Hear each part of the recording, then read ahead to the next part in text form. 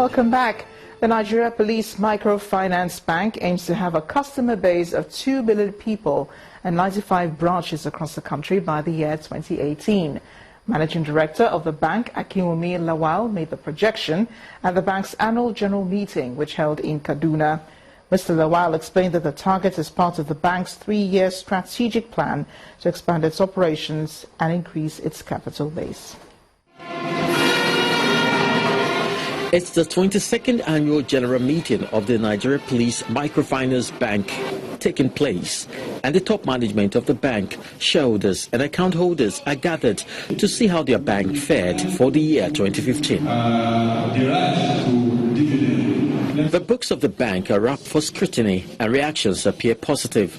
6.61 billion for the period ended on December 2015, representing 37% increase. The bank's total assets stand at 13.67 billion naira as against 10 billion recorded in 2014. And this, to the management of the bank, is a great feat which must be consolidated through expansion.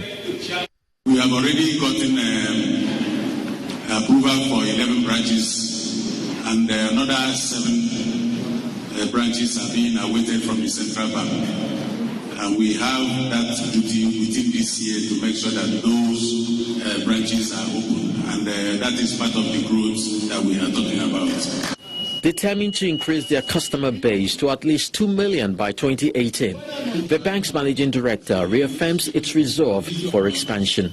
We have business strategy, a 3-year business strategic plan running from 2016 to 18, and we can title it expansion strategy, and in which we intend to grow the branches of the bank from the present 18 branches to 95 at the end of the strategy. As for the shareholders, for whom the board proposes a dividend of 342.9 naira ordinary shares of 15 kobo each, there is every need to remain optimistic. I'm a shareholder. We always demand for more. But if there is no reserve, the company will not go forward. With a net income of 688.9 million naira and a profit after tax of 514.6 million naira, including an operating income that rose from 10.87 billion naira to 13.67 billion naira, the MPF Microfinance Bank shareholders could look forward to a profitable future. Residents of Umuchima Amanso community in Umuahia North local government area of Abia State say they're concerned about the lack of basic amenities in their area. Top on the list is the absence of primary health care center, so the sick have to walk long kilometers to receive medical attention.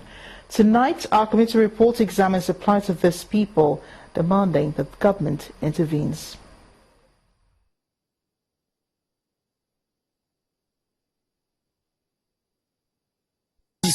Now you're talking.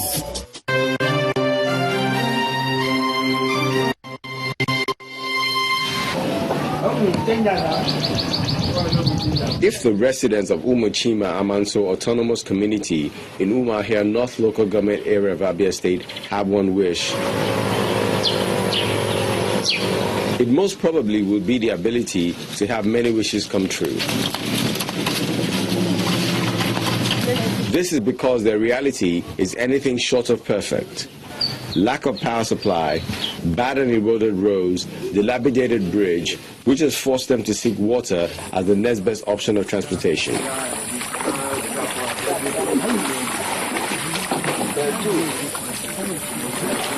The list of their worries appears endless. But one that stands out on the priority list is healthcare, which the traditional ruler says has been a long-standing request, leaving them with no option than to make do with what is available. There was a time the government asked the autonomous communities to propose their immediate need for immediate implementation. We wrote back and asked them that our need, our priority, is a health center. They came here, we showed them our site, and we do not know. That government didn't implement it until it ended. This place is where we are using as a temporary health center. No facility in it. So what sort of treatment do the residents receive in this place? Just more like the people that is having fever, we treat them. And we are using, there is a kit, malaria kit we use to treat them. If it's above us, then we refer them to secondary. That means general hospital or FMC or private hospital. The women in the community are hardest hit as they face the burden of walking back and forth for miles to a healthcare center in the next village during stages of pregnancy. When I was pregnant, immediately the labor starts. I will just leave this community and travel to my sister's place. That is where I will stay because she lives near the FMC. So the government should do something for us so that the community will be happy. What plan does the government have for this community? Everything is being done to ensure that we get our healthcare facilities at least to the standards that they can deliver the basic minimum service. Aside from that, the state is also exploring the possibility of some of the excess healthcare facilities, get into a PPP arrangement with the private medical services providers, and they can use such facilities when they agree with government and they meet the standards as satellite clinics for their facilities. So that way, government cannot do it all. A well laid out plan, no doubt. But until that happens, these residents can only hope that the little they have for now to keep them healthy does not run out.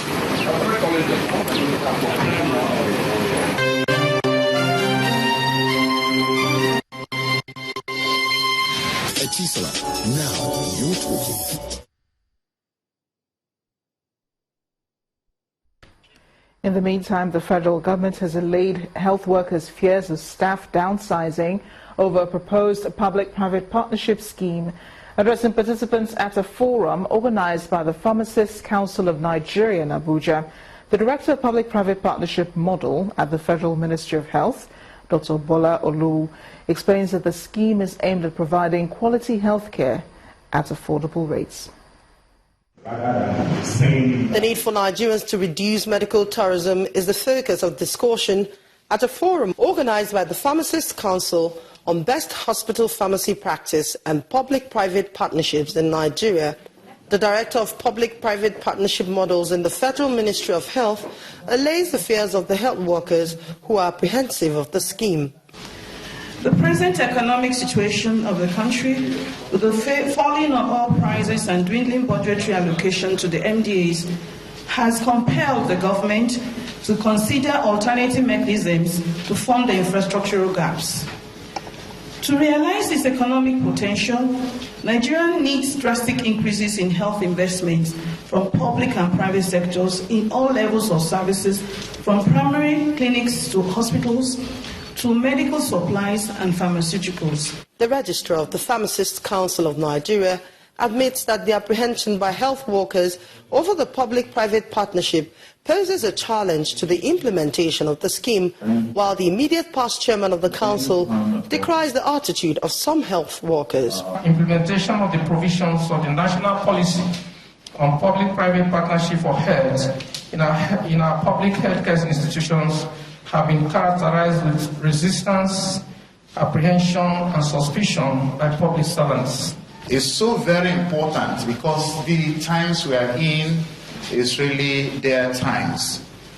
I want to say that if we don't do what we are doing here today, we might find a lot of state governments who push certain things down our throats and disenfranchise pharmacy practice in the hospitals. Although the quality of healthcare services provided in public hospitals may not be compared to that of private hospitals, deploying public-private partnership arrangements towards the improvement of healthcare delivery services in Nigeria will no doubt assist in addressing the gaps in the health sector. Maintaining a clean and healthy environment will ensure residents in Anambra State fulfill their personal and collective objectives. That's according to the Governor, Willie Obiano. He said this during the launch of the special sensitization campaign tagged Operation Clean Up Anambra in Onitsha. The Governor adds that a clean environment is also an attraction to prospective investors. With the rising population in the commercial city of Onitsha and its environs, environmental sanitation challenges has been on the increase. This has necessitated the continuous sanitation exercise in different areas of Anambra State.